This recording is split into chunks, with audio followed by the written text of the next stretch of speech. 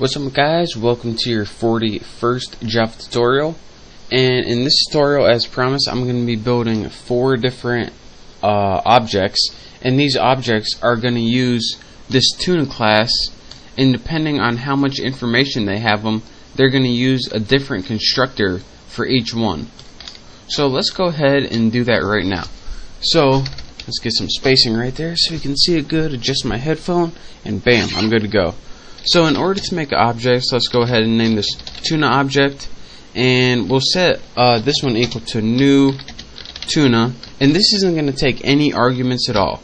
So if we go look in our tuna class right here, and you know that it has no arguments because nothing's in here, we look at which one of these constructors has no arguments. Well, this one has an hour, this one has an hour and a minute, that's 2 numbers, this one has 3 numbers, but this one right here has no arguments right here. So what it's going to do is insert 3 arguments and call this constructor again. So then it's going to go down here where this one takes 0, 0, 0. It's going to set the time to 0, 0, 0, and then set the hour to 0, and minute to 0, and second to 0. So now that we have that, let's go ahead and build some more objects, but this time let's give them different parameters or different arguments. So let's go ahead and copy this and paste, paste, paste, and we'll name this tuna object 2, 3, and 4, and we'll give this one tuna object 2, we'll give it 1 parameter, we'll give it an hour of 5. We'll give tuna object 3 2 parameters, we'll give it an hour of 5 and a minute of 13, and we'll give tuna object 4 an hour of 5, minute of 13, and seconds of like 43 or something.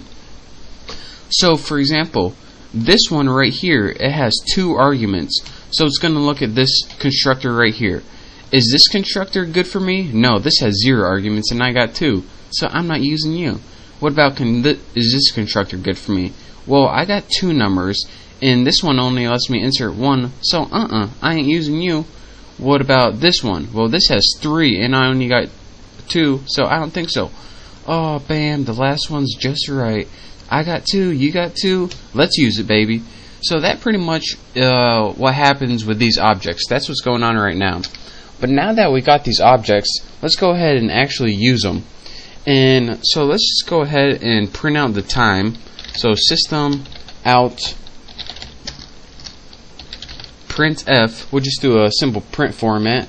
And again, this takes 2 arguments. The first argument is how you want to format it, and I want to format it, and since we're going to be using this right here, public string to military, this returns a string, so we probably want to put percent string with a new line right there. And actually, new line goes this way, I believe. That would have been embarrassing. And so this one returns a string, so now we can use our tuna object and then put something like 2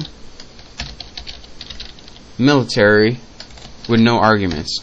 And what this is going to do is it's going to return our tuna object with no arguments right here.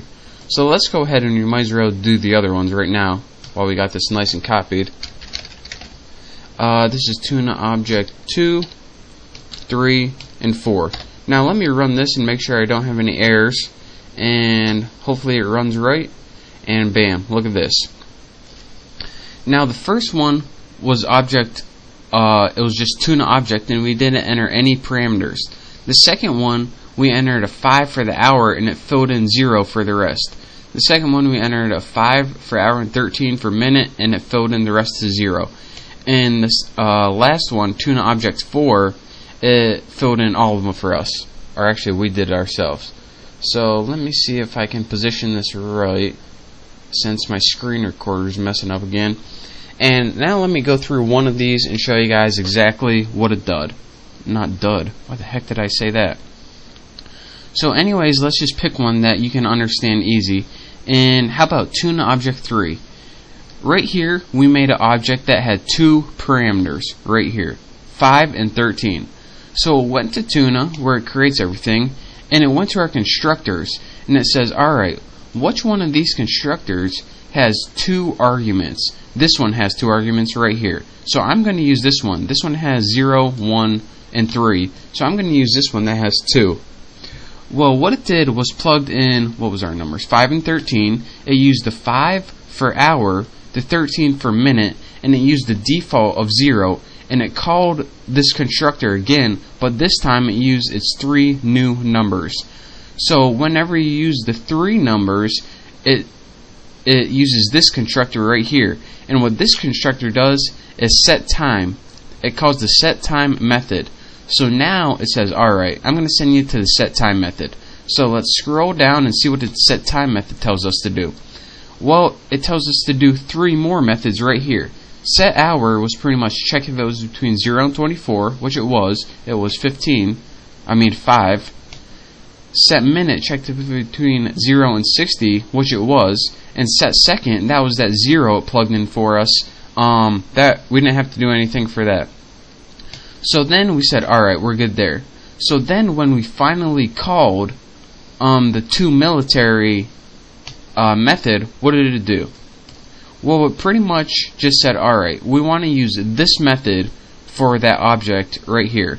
So what we're going to do is get that hour, which was 5, get that minute, which was 13, get that second, which was 0 by default, and I'm just going to return them all to you in a nice, pretty looking string format right here.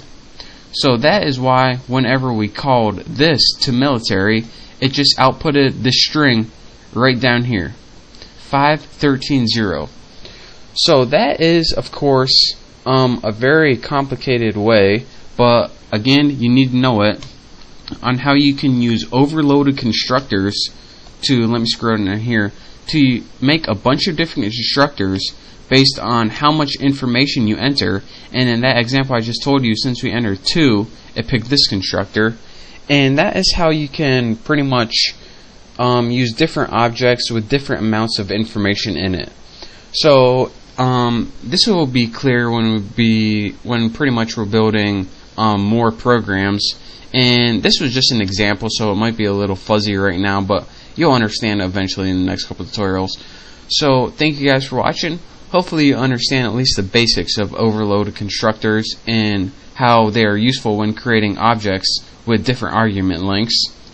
So again, thank you guys for watching. Don't forget to subscribe to my channel, and I will see you next tutorial.